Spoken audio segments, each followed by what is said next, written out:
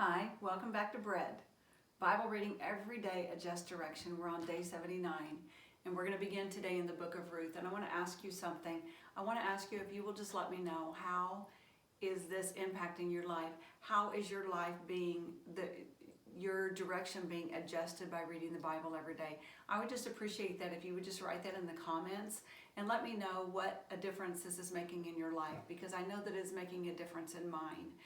And I mean, it cannot help but make a difference in your life when you're reading the Bible every single day. A friend gave me a bracelet the other day, and on the inside it says, difference maker. And that's what God does for us. He is a difference maker. That when we're reading the Bible, when we're resting in the Lord, when we're praying and we're in communication with God, He gives us opportunity to be a difference maker. He's a difference maker for us. He's adjusting our direction. He gives us an opportunity to be a difference maker. And especially in these days that we're living in with this coronavirus and many people in isolation and businesses, where there's mass amounts of people, all of this being closed down for protection so that this virus cannot spread to others. Lord, we're living in a time where it can be frightful for people, but we don't need to live in that spirit of fear. We need, while many things are being canceled, love is not. Love is not canceled. So how is the direction in your life being taken as you're reading the Bible, as you're following along with God's plan? Have you now got a spirit of peace and calm in the midst of fear? Are you able to spread this spirit of calm to others? And as we're going to read today in the book of Ruth, and it's one of my favorite stories, I have to say that I don't know how I can pick out a favorite book in the Bible. I can tell you some that aren't necessarily my favorite, that you would probably never hear somebody say that Leviticus or Numbers is their favorite book in the Bible. But to hear somebody pinpoint a favorite book, I have a few of them. Ruth is one of them. Esther is another one. Proverbs is one of them. Psalms is one of them. John. I love John because John likes to talk in third person. He talks about himself as if it's not talking about himself. So there's things about that I just love. So I have favorite books of the Bible. And this is one of them. And in the story of Ruth, and it is such a love story because it's loss, it's redemption, it's a new love. It's what God can do and restoration. And that's what God can do in the midst of what we're going through as a nation, as a world right now, and what we're going through. People are feeling lost, but God is the Redeemer. God is the rescuer, and God is the restorer. And so as we read the book of Ruth, please have an open mind to see it like that, the way that God can restore, the way that God comes back for those that trust Him. This is faithfulness, it's kindness, it's integrity, and it's God's protection and God's blessing upon us. Chapter 1. In the days when the judges ruled in Israel, a severe famine came upon the land. Pardon me. So a man from Bethlehem in Judah left his home and went to live in the country of Moab, taking his wife and 2 sons with him. The man's name was Elimelech, and his wife was Naomi. Their 2 sons were Mahlon and Chilion. They were Ephrathites from Bethlehem in the land of Judah, and when they reached Moab, they settled there. Then Elimelech died, and Naomi was left with her 2 sons. The 2 sons married Moabite women. One married a woman named Orpah, and the other a woman named Ruth. But about 10 years later, both Mahlon and Chilion died. This left Naomi alone, without her 2 sons or her husband. Then Naomi heard in Moab that the Lord had blessed His people in Judah by giving them good crops again. So Naomi and her daughters-in-law got ready to leave Moab to return to her homeland. With her 2 daughters-in-law, she set out from the place where she had been living, and they took the road that would lead them back to Judah. But on the way, Naomi said to her 2 daughters-in-law, Go back to your mother's homes, and may the Lord reward you for your kindness to your husbands and to me. May the Lord bless you with the security of another marriage. This is true love that she is showing her daughters-in-law. They no longer have their husbands. Naomi no longer has her husband. Now she doesn't even have her sons. And she doesn't have the blessing of her family being carried on. It doesn't even tell us that there were children in 10 years that they were married. And there were no children, which is very unusual. And this was all that she had. Then she kissed them goodbye, and they all broke down and wept. No, they said, we want to go with you to your people. And this is, again, true love. I mean, to have such a relationship that the daughters-in-law would want to go where their mother-in-law was going. But Naomi replied, why should you go with me? Can I still give birth to other sons who could grow up to be your husbands? No, my daughters, return to your parents' home, for I am too old to marry again. And even if it were possible, and I were to get married tonight and bear sons, then what? Would you wait for them to grow up and refuse to marry someone else? No, of course not, my daughter. See, she's giving them a blessing. Things are far more bitter for me than for you, because the Lord himself has raised his fist against me. And again they wept, and Orpah kissed her mother-in-law goodbye, but Ruth clung tightly to Naomi. Look, Naomi said to her, your sister-in-law has gone back to her people and to her gods. You should do the same. But Ruth replied, don't ask me to leave you and turn back. Wherever you go, I will go. Wherever you live, I will live. Your people will be my people, and your God will be my God. Wherever you die, I will die, and there I will be buried. May the Lord punish me severely if I allow anything but death to separate us. Now that last sentence right there, that last sentence solidified to Naomi the choice, because she would not put her daughter-in-law in harm's way, because there she made a proclamation to the Lord. May the Lord punish me severely if I allow anything but death to separate us. When Naomi saw that Ruth was determined to go with her, she said nothing more. So the two of them continued on their journey. When they came to Bethlehem, the entire town was excited by their arrival. Is it really Naomi? The women asked. Now, that's a good reputation. Don't you want people to be excited whenever you return? You should always leave people wanting more of you. You should be the heart of Jesus, the heart of the Lord, that people want more of you, to know more about you, that they miss you when you're gone. Don't call me Naomi, she responded. Instead, call me Mara, for the Almighty has made life very bitter for me. I went away full, but the Lord has brought me home empty. Why call me Naomi when the Lord has caused me to suffer? The Almighty has sent such tragedy upon me. She's still in a time of mourning. So Naomi returned from Moab, accompanied by her daughter-in-law, Ruth, the young Moabite woman. They arrived in Bethlehem in late spring at the beginning of the barley harvest. Now, Ruth is only 4 chapters long, and it has such power and such impact in every single one of these chapters. It is a true love story showing that God rewards those who trust in him. Chapter 2. Now there was a wealthy and influential man in Bethlehem named Boaz, who was a relative of Naomi's husband Elimelech. One day Ruth the Moabite said to Naomi, let me go out into the harvest fields to pick up the stalks of grain left behind by anyone who is kind enough to let me do it. Naomi replied, all right, my daughter, go ahead. So Ruth went out to gather grain behind the harvesters. And as it happened, she found herself working in a field that belonged to Boaz, the relative of her father-in-law.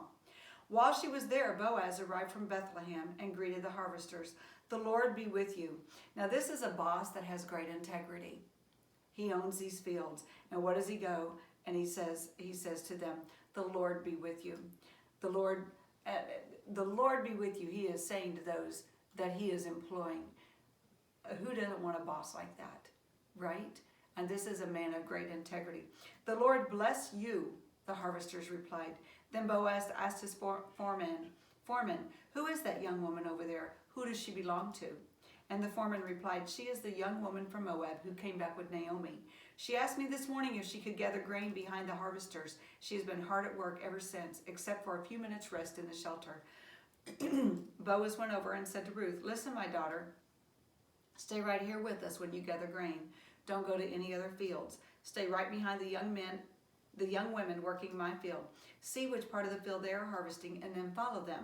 I have warned the young men not to treat you roughly, and when you are thirsty, help yourself to water they have drawn from the well. Once again, such integrity for him, what Boaz is doing and showing such mercy and such grace.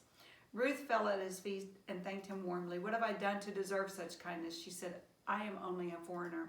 Yes, I know, Boaz replied, but I also know everything you have done for your mother-in-law since the death of your husband. I have heard how you had left your father and mother and your own land to live here among complete strangers. May the Lord the God of Israel, under whose wings you have come to take refuge, reward you fully for what you have done. I hope I continue to please you, sir, she replied. You have comforted me by speaking so kindly to me, even though I am not one of your workers. At mealtime, Boaz called to her, come over here and help yourself to some food. You can dip some bread in the sour wine. So she sat with his harvesters, and Boaz gave her some roasted grain to eat. She ate all she wanted and still had some left over. Catch that right there, okay? That is something to underline, okay? He invites her over. Not only does she have all that she wants to eat, she also has some left over. There's such generosity is shown by the people of God. Such generosity that is shown to her. When Ruth went back to work again, Boaz ordered his young men, let her gather grain right among the sheaves without stopping her, and pull out some heads of barley from the bundles and drop them on purpose for her. Let her pick them up and don't give her a hard time. To me, this is very timely for the day and age that we're living in right now, with people going shopping and people gathering so much, and they're leaving very little behind for those that are truly in need. And this is the way we need to be. We need to reach out to our neighbors. What do our neighbors need? We need to reach out to our friends. Are you in need of something? Reaching out to our parents, reaching out to the elderly. Who can we reach out to that we can have the extra grain that we can give them? That they can make sure that they have their fill, that they can make sure that they lack for nothing. So Ruth gathered barley there all day, and when she beat out the grain that evening, it filled an entire basket. She carried it back into town and showed it to her mother-in-law. Ruth also gave her the roasted grain that was left over from her meal. Where did you gather all this grain today? Naomi asked. Where did you work? May the Lord bless the one who helped you. And she doesn't even know yet that this is a relative. So Ruth told her mother-in-law about the man in whose field she had worked. She said, the man I worked with today is named Boaz. May the Lord bless him, Naomi told her daughter-in-law. He is showing his kindness to us as well as to your dead husband. She knows that Boaz is a relative. She just doesn't know that's where Naomi worked. That man is one of our closest relatives, one of our family redeemers. And that's what the whole book of Ruth is about, kinsman redeemer. Then Ruth said, what's more, Boaz even told me to come back and stay with his harvesters until the entire harvest is complete. Good, Naomi exclaimed. Do as he said, my daughter. Stay with his young women right through the whole harvest. You might be harassed in other fields, but you'll be safe with him. So Ruth worked alongside the women in Boaz's field and gathered grain with them until the end of the barley harvest. Then she continued working with them through the wheat harvest in early summer, and all the while she lived with her mother-in-law. Chapter 3. One day Naomi said to her mother, my daughter, it's time that I found a permanent home for you so that you will be provided for. Boaz is a close relative of ours, and he's been very kind by letting you gather grain with his young women. Tonight he will be winnowing barley at the threshing floor. Now do as I tell you. Take a bath and put on perfume and dress in your nicest clothes. Then go to the threshing floor, but don't let Boaz see you until he has finished eating and drinking. Be sure to notice where he lies down.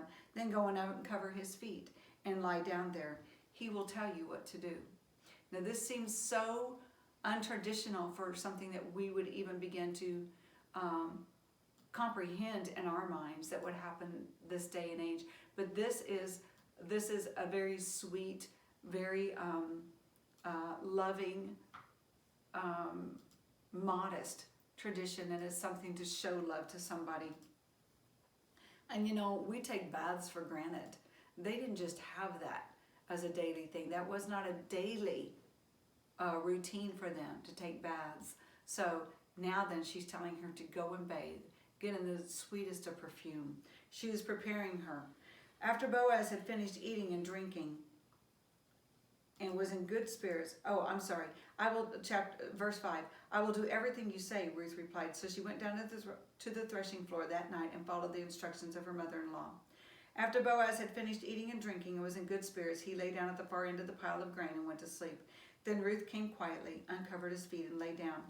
Around midnight, Boaz suddenly woke up and turned over. He was surprised to find a woman lying at his feet. Who are you? He asked. I am your servant Ruth, she replied. Spread the corner of your covering over me. For you are my family redeemer.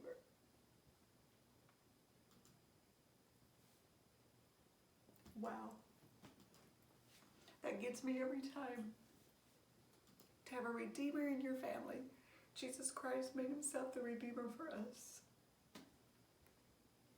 The Lord bless you, my daughter, Boaz exclaimed.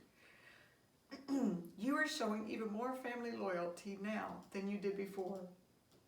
For you have not gone after a younger man, whether rich or poor. Now don't worry about a thing, my daughter. I will do what is necessary for everyone in town.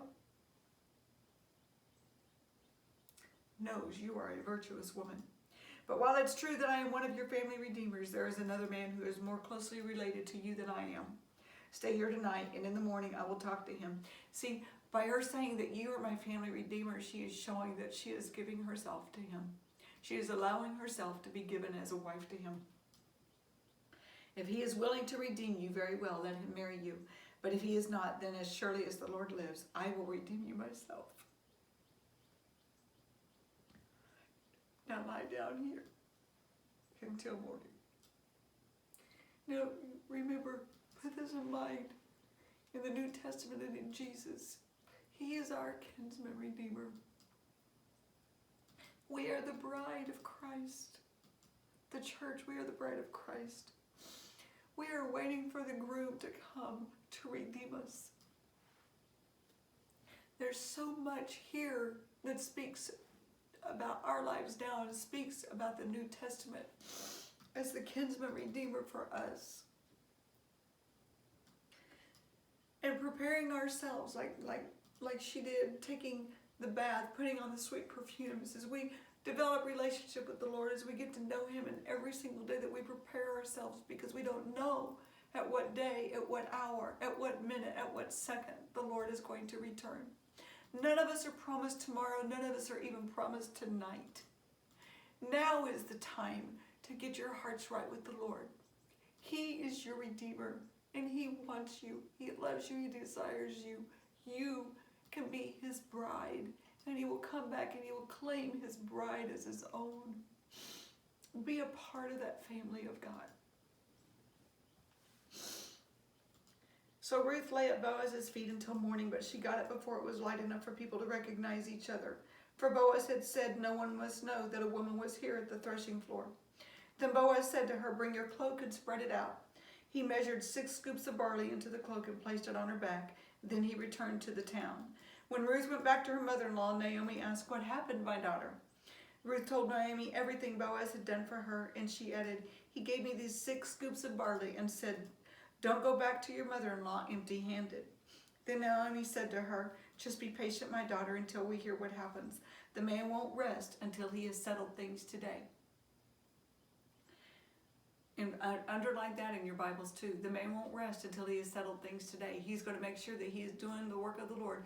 When God calls us to do something, we shouldn't put it aside until tomorrow. We shouldn't wait to see, okay, wait, I want to wait until the timing is right. God has prepared you for such a time as this. God has prepared you for that very moment. Do not hesitate whenever God wants you to do something. Chapter 4. Boaz went to the town gate and took a seat there. Just then the family redeemer he had mentioned came by. So Boaz called out to him, come over here and sit down, friend, I want to talk to you. So they sat down together. Then Boaz called 10 leaders from the town and asked them to sit as witnesses. And Boaz said to the family redeemer, you know Naomi, who came back from Moab. She is selling the land that belonged to our relative Elimelech. I thought I should speak to you about it so that you can redeem it if you wish. If you want the land, then buy it here in the presence of these witnesses. But if you don't want it, let me know right away, because I am next in line to redeem it after you. Then the man replied, all right, I'll redeem it. Then Boaz told him, of course, your purchase of land from Naomi also requires that you marry Ruth, the Moabite widow. That way she can have children who will carry on her husband's name and keep the land in the family. Then I can't redeem it, the family redeemer replied, because this might endanger my own estate. You redeem the land, I cannot do it. Now in those days, it was the custom in Israel for anyone transferring a right of purchase to remove his sandal and hand it to the other party. This publicly validated the transaction, so the other family redeemer drew off his sandal as he said to Boaz, you buy the land. Then Boaz said to the elders and to the crowd standing around, you are witnesses that today I have bought from Naomi all the property of Elimelech, Kilion, and Mahlon. And with the land I have acquired Ruth, the Moabite widow of Mahlon, to be my wife. This way she can have a son and carry on the family name of her dead husband and to inherit the family property here in this hometown. You are all witnesses today. Never was it thought when Naomi sent her daughter-in-law out, when Ruth went out to glean from the harvest, to take in some of the grains from the harvest, never would she have thought at that moment that this is going to be my kinsman redeemer. This is going to be my family redeemer. This will be my husband. This will be my opportunity to carry on the family name. The mother-in-law whom she had shown so much love, so much loyalty, her reputation was already known. And this would give her an opportunity to carry on this family name and keep this land in the family by having a son. Never, never would she have thought that. See the way God works? God is so amazing, and his timing is so amazing.